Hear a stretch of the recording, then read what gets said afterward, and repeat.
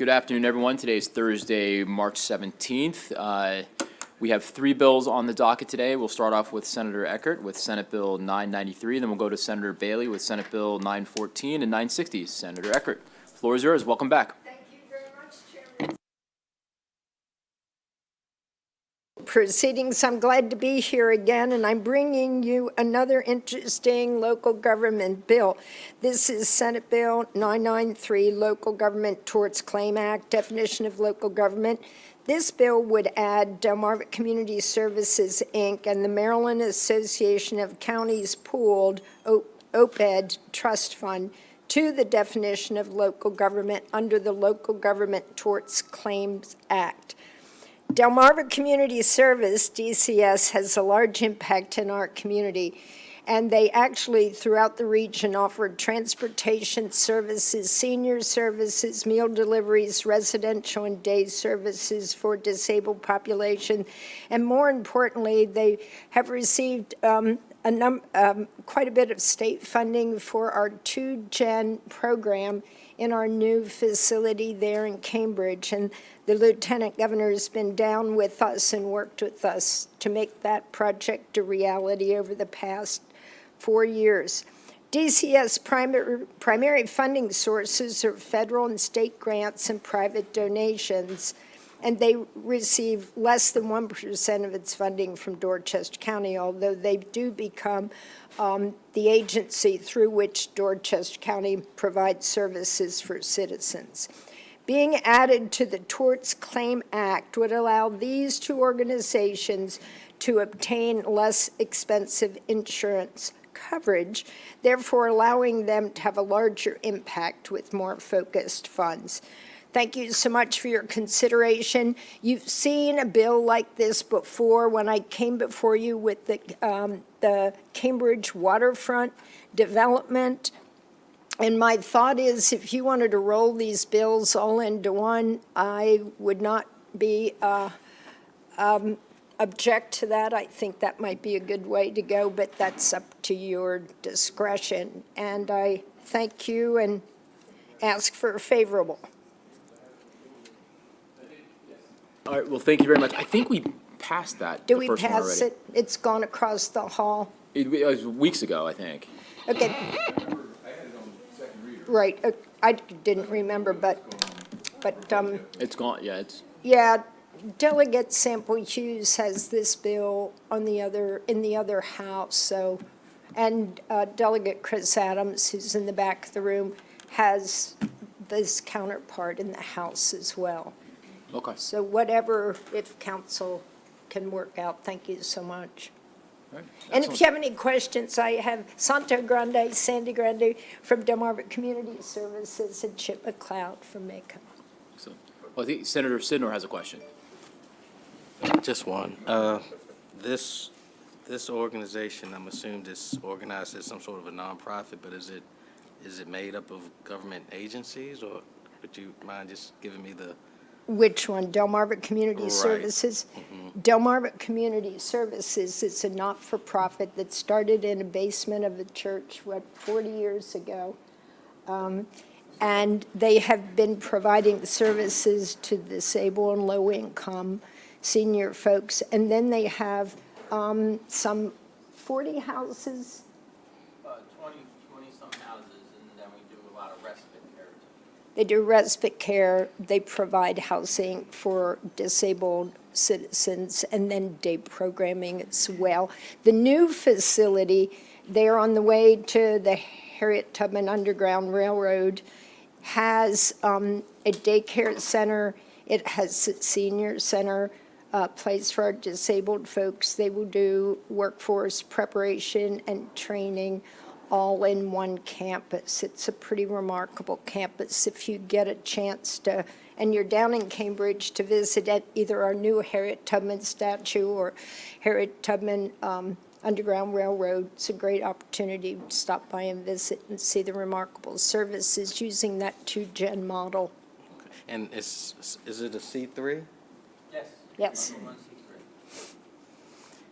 And I'm assuming, I guess I'm just trying to understand, all right, if you're treated as a local government, you already, most C3s, they already have that, I think there's already a law in the books that provides certain insurance or liability protections. By us being placed in this, we would be able to then get our insurance through Legit. We cannot do that right now. So we have to go in the market and look for insurance every few years. And this stops, if we were brought into this, we would then be able to be allowed to go through Legit and get our insurance from Legit, which would save us thousands of dollars if we could do that as a nonprofit. Thank We're you. we're a large organization in here. We have over 300 employees, so we do a lot in that mid-shore area, many services that we provide. And they are, Group homes. yeah, and they are the public, provide the transportation services for the region. Thank you. Thank you. Thank you. All right, thank you very much. Thank you. And Thank you for the questions. Thank you all. And with that, that'll conclude the hearing for Senate Bill 993. We'll now move on to Senate Bill 914 with Senator Bailey.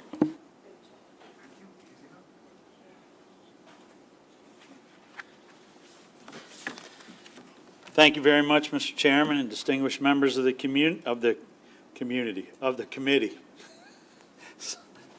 So today, Senator Bailey, District 29 for the record, going to talk to you about Senate Bill 914.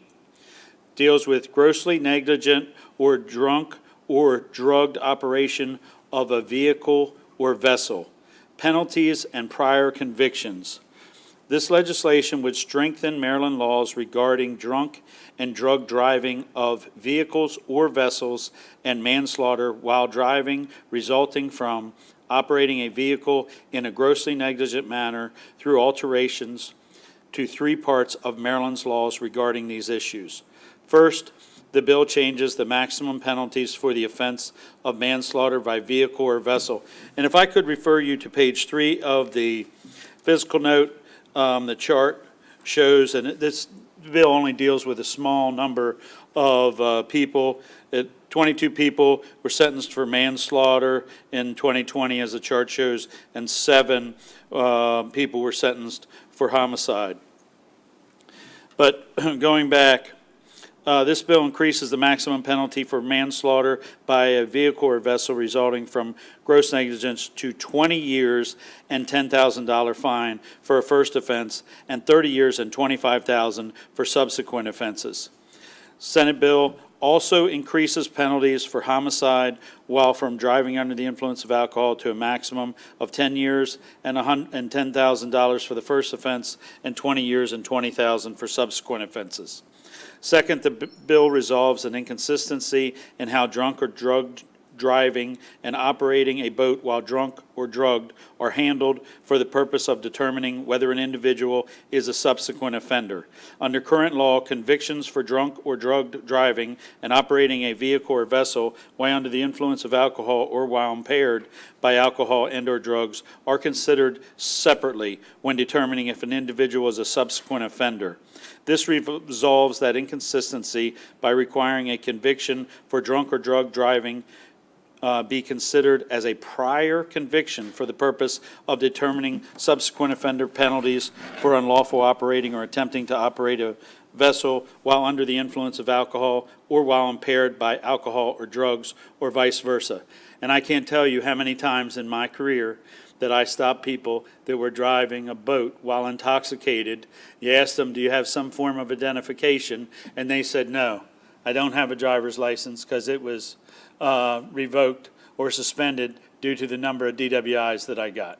What are you out here driving the boat for, right? And the response was always the same, well, it's not a car, right? I'm on a boat. So definitely this bill really moves to put that in the right direction. Finally, that establishes that a person convicted of drunk or drug driving offenses is subject to increased subsequent offender penalties if the person has previously been convicted of manslaughter by vehicle or vessel in a grossly negligent manner.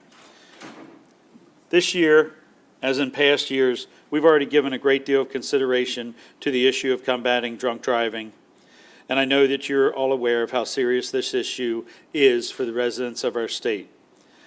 As demonstrated in the sentencing and incarceration data in the physical note, this bill targets relatively small number of individuals who have committed this offense. I'd also refer you, if you have many questions, we do have the talking points included for the Maryland States Attorneys Association. I respectfully request a favorable report and take any questions. I just want to share with you the wisdom my father used to give me whenever, years ago as a young man, boating with him on the Chesapeake, and a group of men went by rather intoxicated. He said, he waved to him and said hi, and he turns to me and said, you always be nice to guys like that, because they're going to make next year's crab harvest real nice and big and juicy. So. I can just tell you that, you know, seatbelts were a big thing in a car. And unfortunately, one of the first months that I worked for the Natural Resource Police, I recovered 7 bodies out of the Patuxent River. All were a result of intoxicated while you're in a boat. And the fact is, when you're intoxicated and it's nighttime and you fall out of a boat, you don't know whether to swim up, down, whatever, and those accidents are much more fatal when you look at the percentage. So I think this is a good way to address it. All right, thank you very much, Senator Bailey. Seeing no further questions, that'll end the hearing for Senate Bill 914. We'll now move on to Senate Bill 960. Senator Bailey. Thank you, Mr. Chairman and other members of the committee. Senator Bailey, District 29 for the record. So today, we're going to talk about Senate Bill 960, Natural Resources, Hunting and Fishing Offenses Expungement. This bill expands eligibility for expungement to include misdemeanor violations of provisions of the natural resource article dealing with fishing and wildlife or any regulations adopted under the authority of these titles.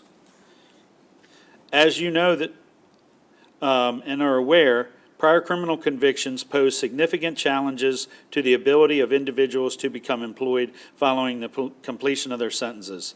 This is particularly true of natural resource offenses.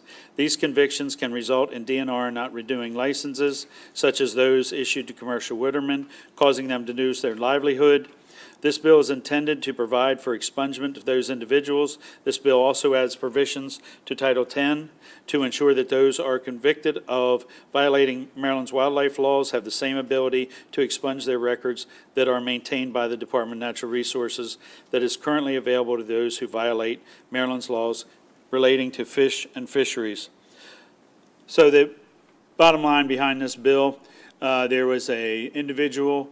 Well, I could go on and on about different individuals, but this one that came to mind is a gentleman who was applying to take his child on a school trip. And some years ago, he had been charged with a loaded gun in a vehicle, because that's what the statute requires if you put a gun up against an ATV. Because that was a firearms-related offense, the school would not let him attend or be a guardian. And the offense was from over 10 years ago.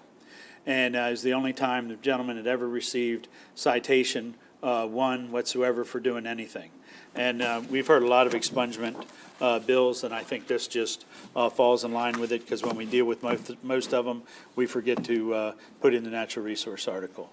I respectfully request a favorable report and answer any questions.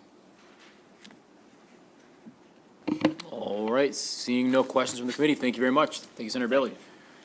So that'll end the hearing for Senate Bill 960 and our hearings for the day. We'll reconvene at 3:30 for voting. There we go.